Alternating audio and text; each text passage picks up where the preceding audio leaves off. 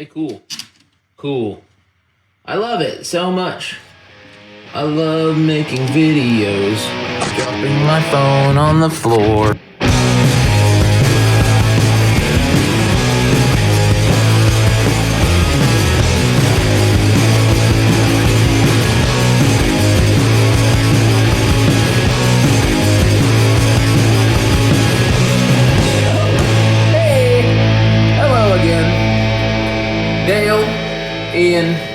Ohio Racing. You know, like and subscribe, click a bell, do all that stuff. Welcome back, one of our 400 plus viewers. So good to have you here. I don't know what to do with my hands or my phone. Now comes the time to turn, pun intended, to the steering, suspension, and braking on the front end of Dale here. I have had a set of coilovers built on AE86 struts and spindles for the better part of 5 years. And they were on my old 73 Celica, and they needed to be transferred over to Dale here for a couple of reasons. One, so Dale could be better Dale. And two, so the 73 could find a new home. After 10 years of following me around, Dorothy had to roll out of my shop and roll back to Mr. Charlie in Colorado so that he could pass it on to the next unsuspecting victim? No, not at all. The next owner who will take pride and care of her and pass on her name as well. So we needed to steal a little bit more from Dorothy along the way, and also, you know, I needed to swap some parts basically. Same chassis, 73 to 72, so you can just swap them directly. So all I did was took the front suspension off of Dale and the front suspension off of Dorothy. I swapped them. Same with the steering. I had a rebuilt steering box and all new pitman arm and tie rod ends on Dorothy. Those are now on Dale. Dorothy got the old stuff just so she could steer up onto the trailer, basically. The overall kit of parts added to Dale lets us adjust the height up and down 1.5 inches above stock height. Maybe a little rally action in this future, and 1.5 inches below, because I'm not a, slammed camber gang kind of guy. But enough to be able to corner balance the car in the future, along with the adjustable coil over perches that are in the rear. It adds in the ability to adjust the camber in the front, which is just maxed out as much as we can get on the top hats, which is really only slightly less than -2, so it's not a ton. There's some more Techno Toy Tuning bits that I could put on, adjustable lower control arm, and etc. to get a little bit more camber out of it if I think I need to in the future. For now, I'm just going to stick with the stock lower control arms that have been rally reinforced to kind of boxed in a little bit, and then added polyurethane bushings to that and the front strut, the tie bars that go to the front to handle your caster. So poly bushings, adjustable camber, adjustable height in the front now. And with the new suspension comes a need for an alignment. So we'll get that taken care of as well, and have a slight learning curve for me figuring out how to set my own toe in the garage. It didn't go well. And then if you're gonna go, and you're gonna turn, you also have to stop. And we're gonna handle that in the form of the Techno Toy Tuning Micro Big Brake Kit. As I said, Willwood 4-pot calipers, vented and slotted rotors. These undersized, beefy brakes allow me to mount a 13-inch wheel in the front. Unfortunately, I don't think I could get a 13-inch wheel in the rear. I haven't tried it yet, but with these Ford Explorer brakes, might be kind of a task. So I'm sure that there are kits out there from the RX-7 world or some other place that make a smaller brake kit for the rear of the car that will then allow me to put on a 13 all the way around. So that's my hope. Haven't even done the research on it yet. Just assuming a lot. But I need those 13s so I can visit my beautiful baby Hoosiers over there and mount those up and spend some real track time with real tires in my real track toy. That's what we're gonna do. All right, I just moved his butt in. We're gonna swap some front suspension. Take her off of there, take her off of here, put that one on there, that one on there. That one can go out that way, west to Colorado. This one can stay here, drive around. Hooray. And then later, before this one goes out west, we'll plop that motor out. And then we'll drop it over here. Probably next to that motor. And then later, we'll right down in there. And we'll take this, but first we'll take this one out. And we'll drop it, or and then hopefully sell it to somebody with like a Hilux or something like that. Anyway, here he is, ready to rock. Since I figure any video is better than no video at all, this is any video of me, you know, removing the suspension from Dale. This side over here is already a hole. No suspension there. That's because we're taking the suspension from Dale and putting it into Dorothy here, so Dorothy can go out that door. And then Dale subsequently will get a beautiful adjustable goodness from Techno Toy Tuning. Hear the new time-lapse song, putting that suspension on, also taking it off of one car, putting on another. It's my time-lapse song, it's what's going on. You gotta sing along to my time-lapse song. I said it's a time-lapse song, it's what's going on. You gotta sing along to my time-lapse song, my time-lapse song. My time-lapse song. The second verse is not the same as the first, but I didn't write it down, so I'm just making it up. It's my time-lapse song, yeah, it's what's going on.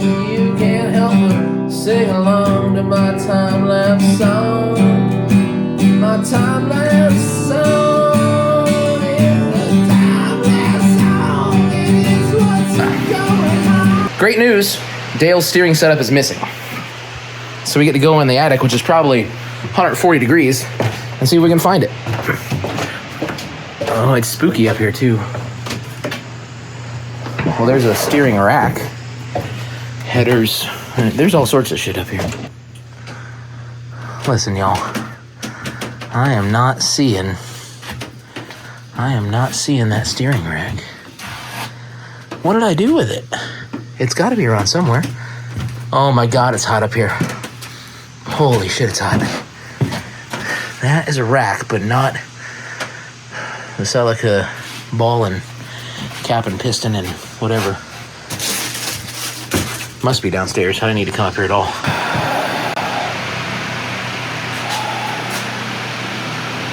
Where is that steering stuff? Maybe I put it back in the back room. This room is worse than the attic.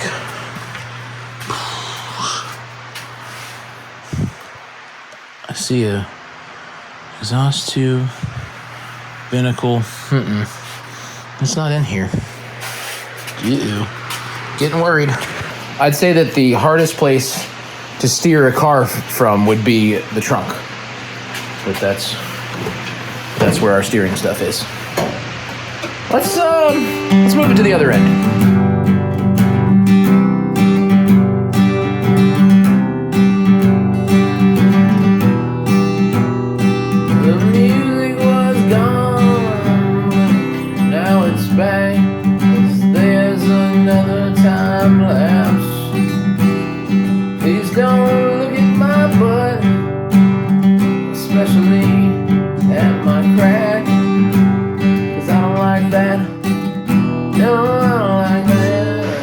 Coming down on two wheels.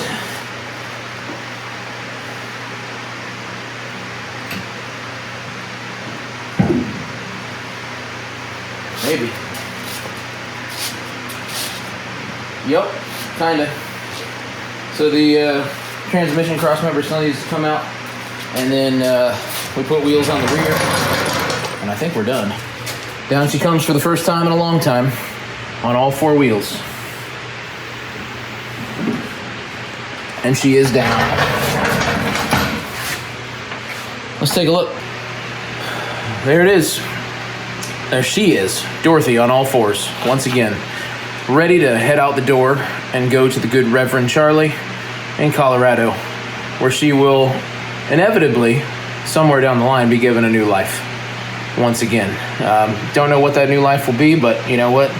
It's not for me to decide at this point in time. I gotta let her go. I've been looking after her and stealing stuff from her for 10 years or more. So it's time for somebody else to look after her and send her on to the next life. Not gonna crush her. We're not killing her. She's gonna be something cool.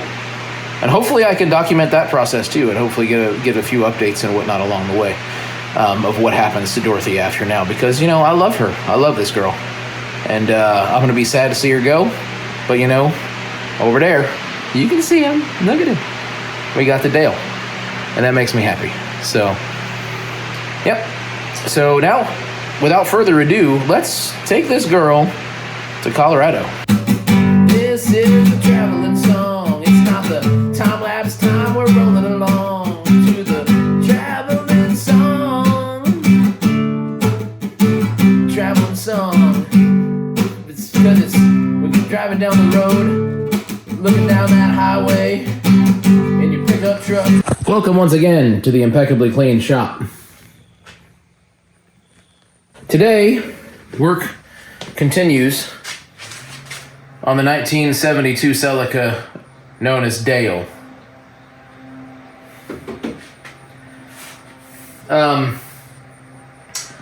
I have put into Dale the Techno Toy Tuning adjustable coilovers that were built long ago for my other ill-fated Celica. The top hats are, we won't discuss that. That's gonna have to change. But we got those sweet vented disc brakes from the AE86 Corolla, you know, for braking power. As it turns out, though, my friends over at Techno Toy Tuning, who, you know, have supplied countless parts for this car and other cars so far, not for free. I'm paying for them. Discount. Thanks over there, T3. Turns out that they make several big brake kits for this car and for AE86s. A while back, they had a sale. Probably the Black Friday sale. So I always buy something on the Black Friday sale. I was thinking about these going back on, the adjustable coilovers, and how good my braking was going to be, and I thought, you know, what if we took it to the next level, you know? AE86 vented brakes are good, but my problem was my calipers are bad, and you can't buy reproduction calipers. I could rebuild them, but they are Titanic junk. See? Yeah. Titanic junk. Got rebuild kits and everything.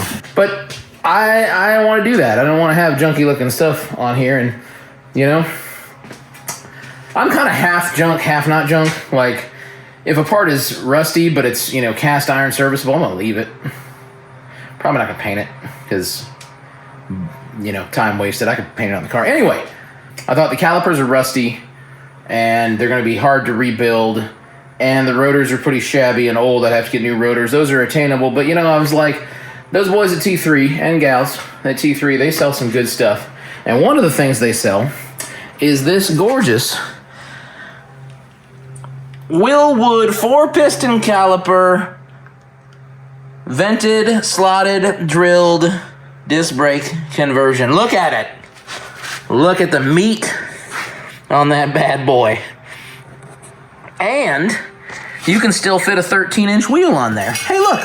It's a 13-inch wheel. I mean, I'm not going to put it on there because it's not the bright bolt pattern. It's for BMW or something, but in any case, they're made so you can put a 13 on. So I thought, I got 13s. I got 13s that have Hoosiers on them. So there we go. That's what we're going to do today.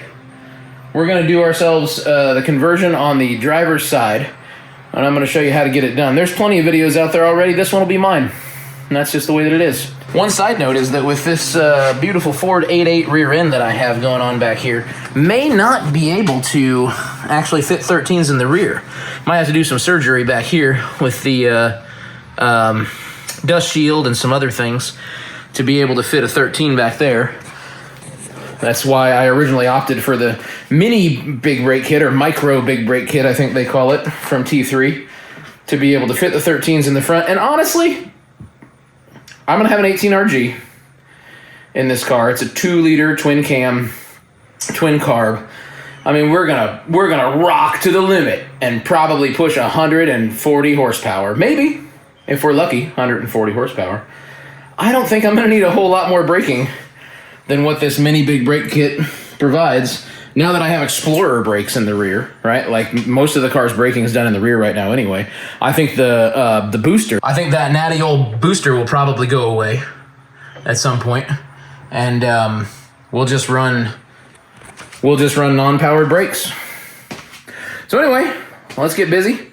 We've got to collect all the tools, and I'll show you those, and then we're going to remove the dust cap, dig in past the hub nut, take out the bearings, release the hub from the spindle, and then we have to release the rotor from the hub and put on brand new rotors and an adapter from T3, assemble everything back on, and put it all back together, ending up with the beautiful caliper and some very easy to install brake pads from Willwood. I wish every brake pad was as easy to install as Willwood's are. So, all right, well, let's get started. Tools and parts in no particular order. An impact gun is handy, but you just need a 17 millimeter for all the hardware that comes with the T3 stuff to connect the rotor to the, central rotor hub bit. That board is handy for that seal. We're going to put a new seal on the back of the hub. Cotter pins for your hub nut. 10 millimeter for your brake lines, preferably a flare wrench, but I don't have one. This is a 8 millimeter hex Allen head for the caliper to bracket bolts. You need yourself I think it's a 22. I've got a 24 on there for the hub nut. It doesn't matter. Just, something big enough. It's not going to be tight. Shouldn't be anyway. Then you got a, Phillips head for taking off the dust caps, a little hammer action for maybe the dust caps too. Grease. Mine's in a gun. Yours could be in a tub. Just get grease on stuff. My bearings are very well greased and they've really never been used. So I'm just going to be adding a little bit more to the spindle and then putting everything back together. Here are the parts. We have the caliper bracket. We have the central hub thingy. It tells you which side goes against the rotor and which side goes against the hub.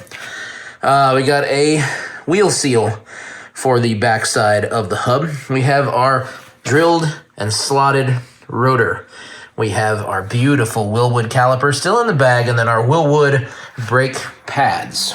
I believe that's it. I'm gonna get started with the disassembly of the hub.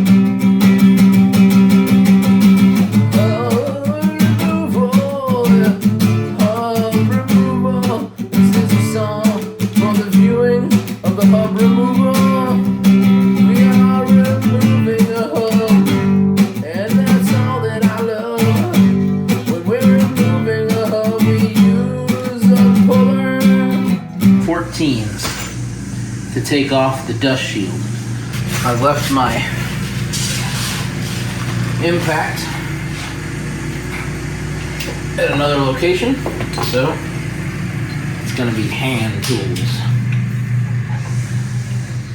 And you should always use a torque wrench to remove bolts. That one is not even remotely tight. Nor is that one. That one is. That one was torqued. And so was that one. So at least 2 of the 4 were torqued.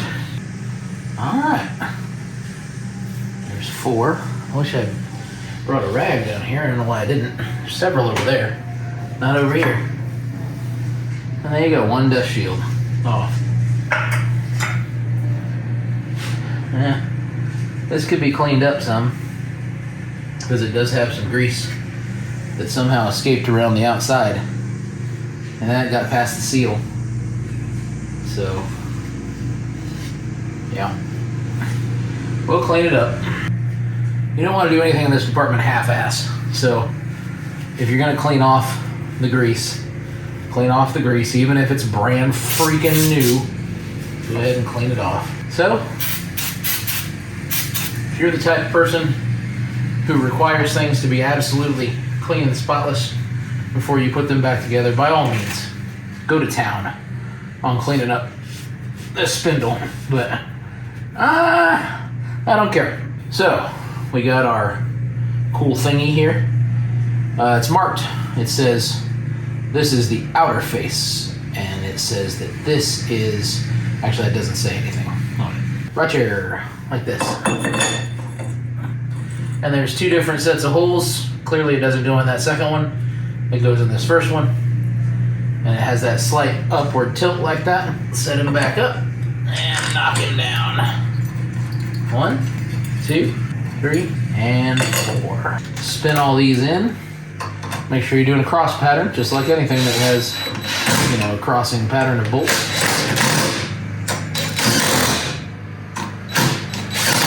Put it on the old Torquem's wrench.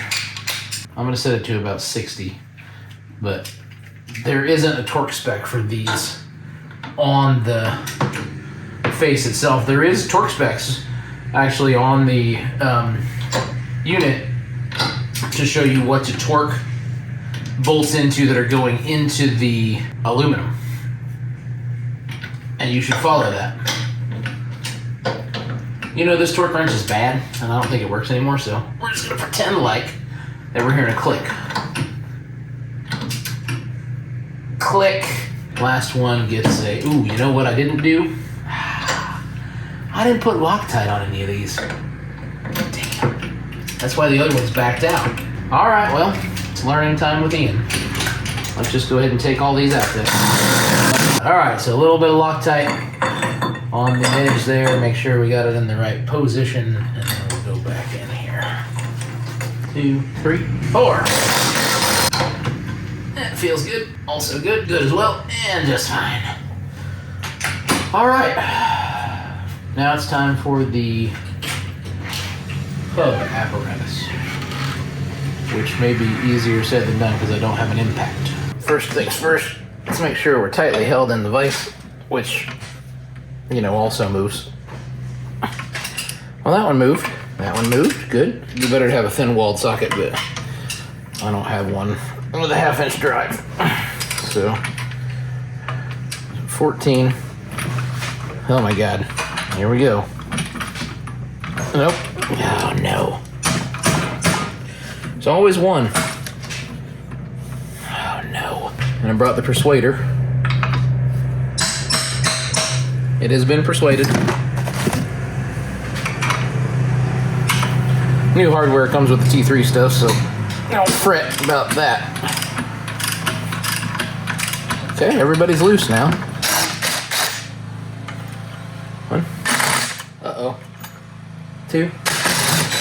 But we can't booger thread. Looks like I was holding it by the rotor. That's fun. Thought I had it by the... I didn't have it by anything, I guess. Oh, there's another rotor for the rotor pile. Fare thee well. And now this hub, we'll get some T3 stuff put on it. Let's just set it right here for the moment. Don't squeeze it on the threads. All right, on the new T3 rotor thingy, adapter guy, there's a side what says rotor face. Says it right there. Rotor face. And there's a side what says hub face. We're gonna take our rotor here and we're gonna put the side that says rotor face up to the rotor because that's where it belongs. And then it has these guides to make sure that you've got it in place. And then you can see that the holes line up for the bolts that go through to the rotor. So I'm gonna go ahead and set that down on the hub and line up the hub holes as well. And we'll get the hardware that goes for the rotor, and then we'll get the hardware that goes for the hub, and then we'll be done. All right, so these go from the hat to the rotor, and I've already put a little Loctite on them, so they're good to go. So that's these, hat to rotor. These are going into aluminum, so for torque, I believe they have a spec on their site. I will check it. Underneath here, I have it held in the vise by putting big, thick, original OE Toyota lug nuts on the lug bolts, and we got them squeezed together in the vise just to keep it in place, nothing too extreme. All right. So now we're gonna go for the hat to hub bolts and just a dab of, I mean, I'm really bad with the Loctite. Anybody else? I mean, I cut a really big hole in it, so that's why it's not great, but the sawdust in the build area is kind of essential too. So if you could make sure that you have sawdust all over the place while you're building your nice shiny new braking bits. You know, the braking bits, oh Jesus, brakes aren't, you know, crazy important, right? They're just there to stop you when you're going too fast. So don't worry about, you know, cleanliness or whatnot while you're doing this. You just get them on there. So I'm gonna go ahead and zip these hat to hub bolts down.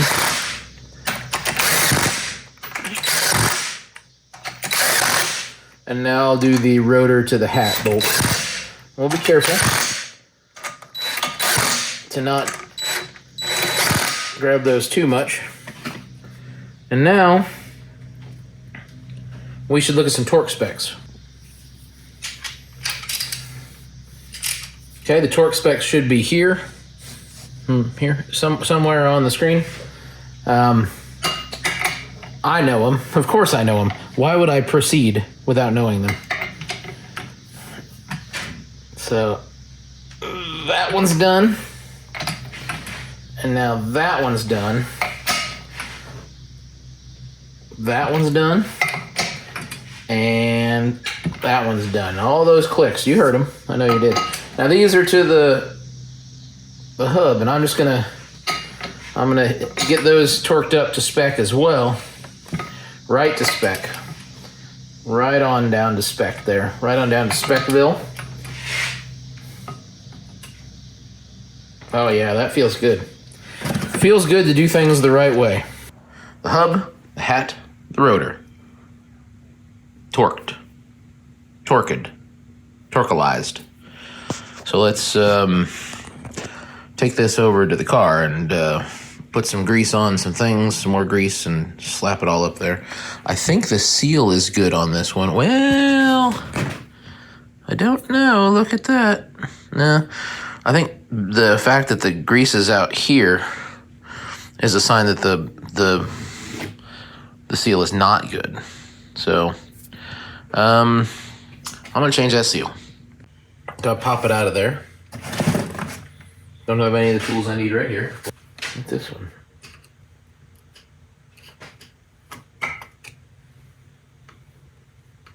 There's a lot of grease in there. I did that right, I guess.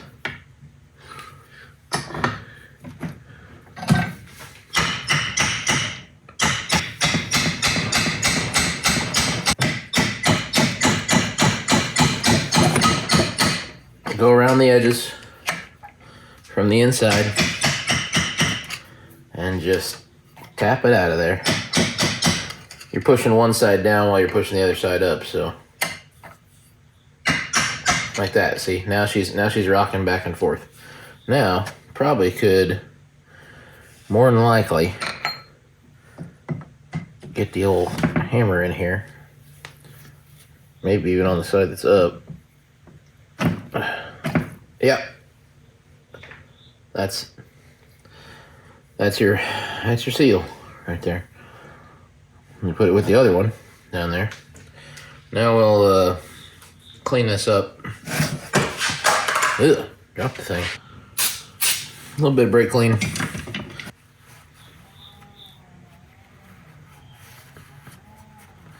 I don't know. I'm probably gonna have to clean this whole hub out, or kind of off at least. It's good to get grease everywhere. You're going to want to get that all over, especially on the rotor. It's right here is exactly where you want it. If you could smear it in, you know, that's even better. This is what brake clean is actually for. Probably also ought to clean off the rotors because they still have the shipping stuff on them. Anyway, I'll do that after I have the new seal in. All right, one seal, Master Prony. Oh, we need our special tool. Actually, this will work. I found another special tool right here on the bench.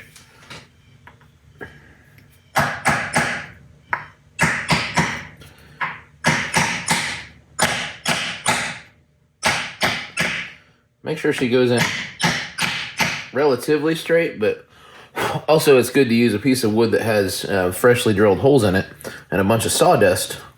So you get that sawdust down in the grease. That's what you need. Helps with the lubrication. Next step is going to be to take this guy over to the car and introduce him to the spindle after we apply more grease. Always more grease. I'm going to run we'll call it a bead of grease down the spindle here. I don't have a tub of grease right now, so this will have to do, even though it's got dog hair in it. Introduce one hubba. That was dumb. Blurped right onto there. Now we get our bearing back in. Our bearing is fine. Previously packed. Hasn't been rolled on since it was packed, which was, I don't know, 3-4 years ago. Don't seem to want to go in there. That's funny. We don't want that to be funny. It shouldn't be funny. It's not even going out over the threads. It ought to be. Let's put the nut on.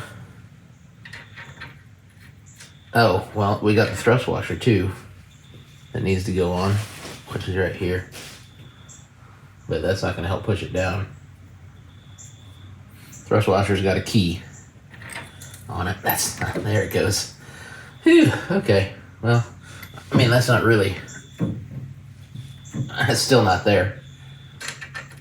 Hopefully we can spin it on with this once I get the right socket, which is over there, it looks like.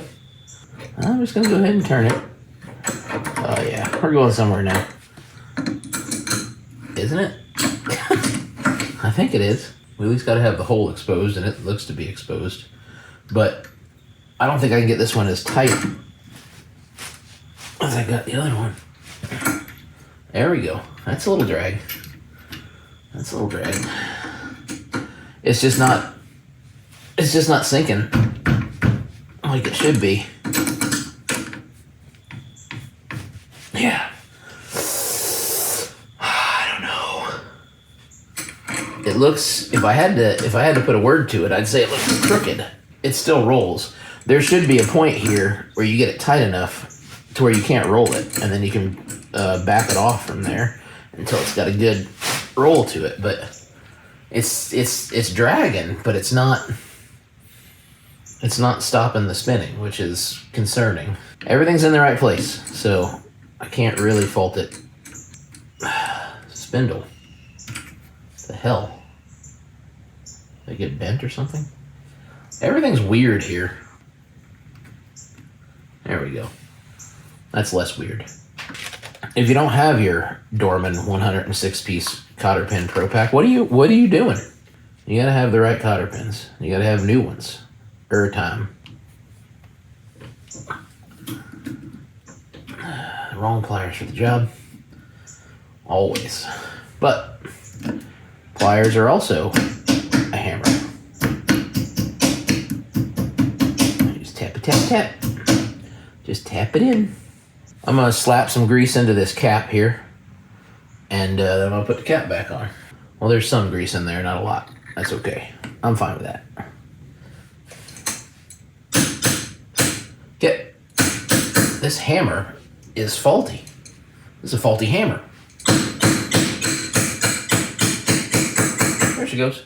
It was a hammer after all. Okay. We need a caliper. I'm gonna take this here caliper. I'm gonna mount him up, just loose. And then I'm going to, I need to spin in the brake line on the caliper. You take off your sticker on the inlet here. So there's the fitting, and she's NPT. So you just ever so gently roll that sucker in there. Twist your caliper around till you got her about tight. And then you could use your hammer / adjustable wrench. Get it on the fitting there. And it's gonna sit like this. So we probably want this sucker to point up if we can, not down. So we'll twist her around one more whole revolution there if we can. It's not easy. Easier said than done is what that is. She's up and down now. And she could have come maybe back a little bit, but you know what? This will be just fine. This goes back through the hole and then up around to the fitting, which this, doesn't seem like it's in the right position to do that, but it'll make the bend. I need a 10 millimeter. Well, first we got to use our caliper to bracket bolts. Put a little Loctite on them. These are 8 millimeter hex head. And this is beautiful, beautiful Wilwood caliper that I am now going to get all greasy. Slip it right on there. Line it up. I'm not gonna Loctite it yet. I'll take these back out. I just want it up here for right now. That's it. Just hanging. A couple threads, good enough for the moment. Just don't go putting pressure on it because you'll pull those threads right out. I'm not gonna use the adjustable wrench for the flare. I would like to use a flared wrench, but I've forgotten that for the second day in a row. So I'm gonna use a 10 millimeter wrench that I brought over here. I surely brought it over here. Here it is. I'm not sure I've ever had this off, but oh yeah, it's just loose. Good, good. I loosened those up previously before I did all this. So what we're gonna do is we're gonna have our other fitting at the ready.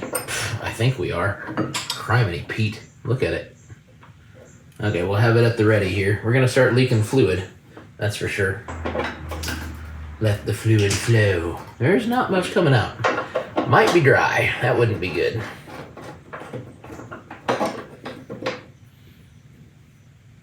All right.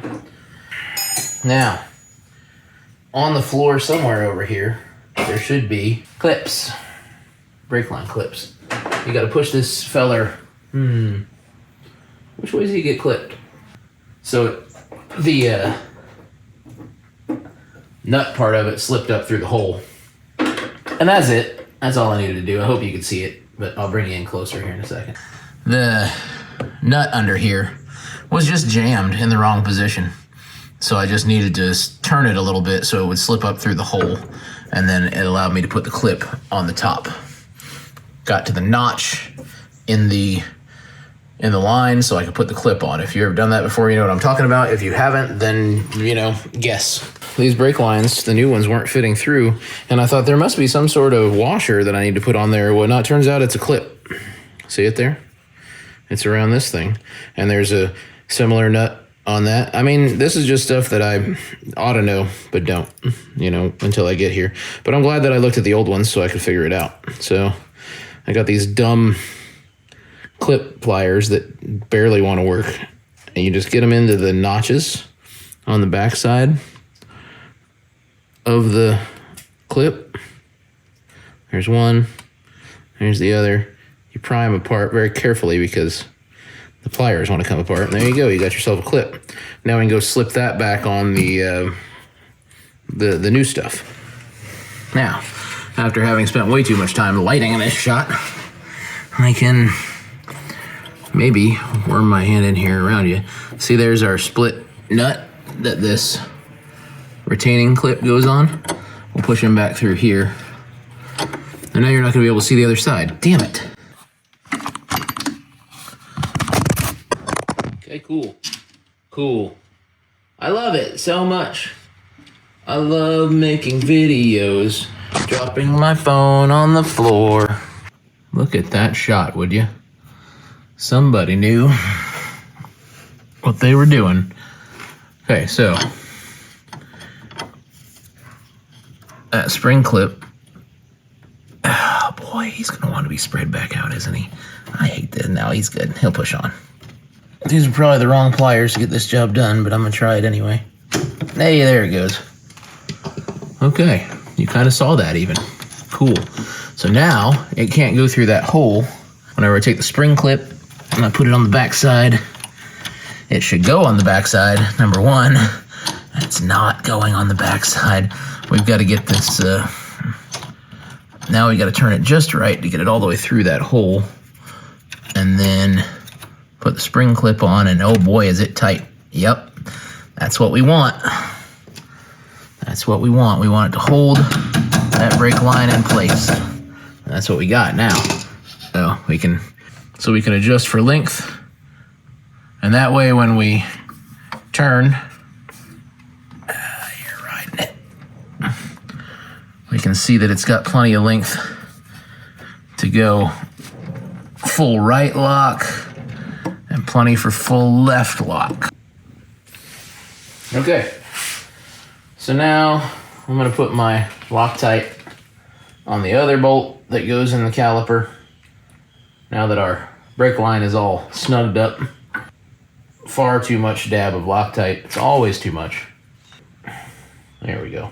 That's a more reasonable amount. Still too much, but better. Now we're going into an aluminum bracket here, and I believe it says 30 foot-pounds on it. So what I'm gonna do is tighten one bolt down, halfway, not even snug yet. And then bring the other one in. I might get him to snug. Yep, just barely snug. Now we'll bring this one around to just barely snug. We're making sure that it stays even on the bracket. Now we'll tighten this guy down a little bit. 3, 4, oh yeah, he just became taut. And now he is taut. So I'm gonna go ahead and bring him to about, 30 foot-pounds. And then this guy to about 30 foot-pounds. Yeah. And we're gonna call those two good. All right, this is a very fun part. Your Willwood 4-piston caliper. Your Willwood tiny little brake pads. My buddy Kel says that this actual caliper size and then these pads, they're originally from a Lotus Europa. These pads are. So they designed the Willwood caliper around Lotus Europa pads, or this little tiny 4-piston one anyway. All right. And I trust Kel because he does a lot of research on things. So I guess if I want to buy different compounds, I have to look for pads from a Lotus Europa. But for now, we're just going to run with these Willwood high performance brake pads. This is the coolest pad change that I've ever done in my entire life. It's so awesome to have these. So you just pull up on this tab here, slip it over that little retainer, and then pull this whole guy out. All right. And now you take your two pads, in no particular order. They are the same pad, both sides. Slot one in there. Slot one in there. Make sure that the holes are lined up. And just go on and jiggle your little pin back through and slip it right over that retainer guy. And you're done. You've put pads in a Willwood caliper. Isn't that great? It's so great. Oh my goodness, it's great. That's it. That's the assembly of the mini big brake kit from Techno Toy Tuning.